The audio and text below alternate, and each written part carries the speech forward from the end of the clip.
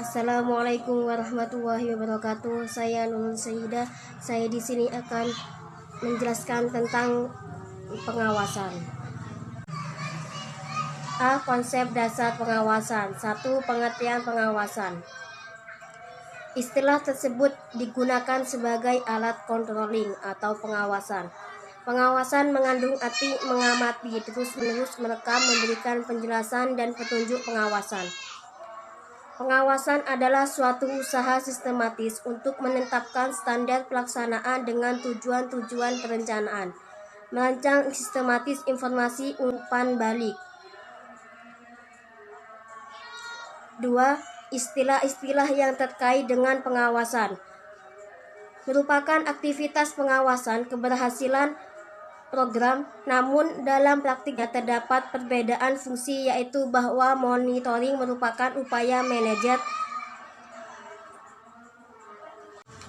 menjelaskan bahwa pemantauan merupakan prosedur analisis kebijakan yang digunakan untuk memberikan informasi tentang sebab akibat dari kebijakan.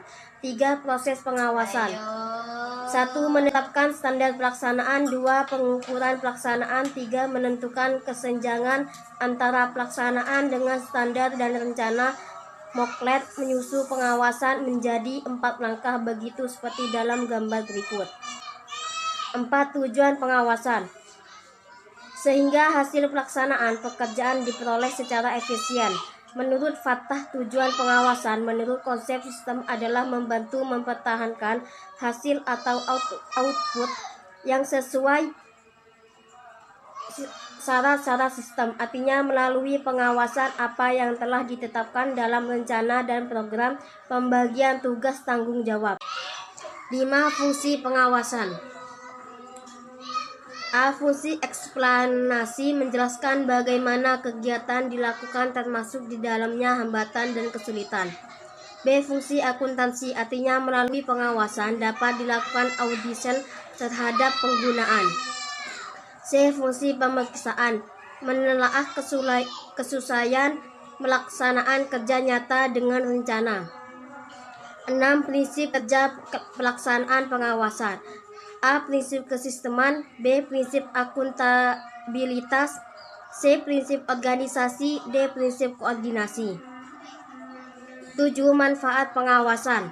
Pengawasan diharapkan menjadi alat atau sarana yang berguna untuk menghilangkan atau mengurangi.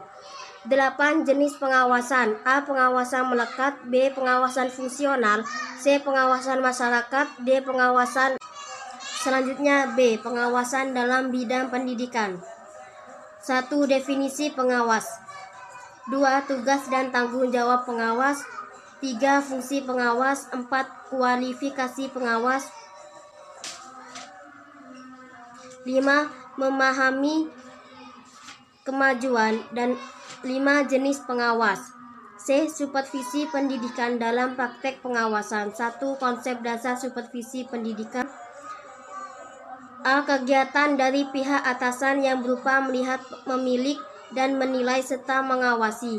B. Suatu upaya yang dilakukan oleh orang dewasa yang memiliki pandangan yang lebih tinggi. C. Suatu kegiatan untuk mentransformasikan berbagai pandangan inovatif agar dapat diterjemahkan dalam bentuk kegiatan yang terukur. 2. Sasaran supervisi pendidikan. A. Adalah pelaku utama dalam surat PBM adalah guru dan peserta didik. Di samping itu terdapat anggapan bahwa guru merupakan ujung tombak pembelajaran. B. Sasaran supervisi pendidikan adalah pengelolaan pendidikan secara efektif. C. Secara umum, sasaran supervisi adalah seluruh sumber daya pendidikan yang mengupayakan terwujudnya PBM efektif. 3. Fungsi-fungsi supervisi pendidikan. A. Fungsi penelitian. B. Fungsi penilaian. C. Fungsi perbaikan. D. Fungsi pengembangan. Dalam kesimpulan di atas, pengawasan merupakan proses untuk mengetahui ada tiadanya penyimpangan dalam pelaksanaan.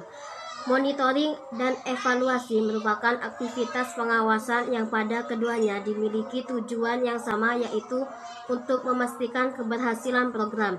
Pengawasan secara umum bertujuan untuk mengendalikan kegiatan agar sesuai dengan rencana.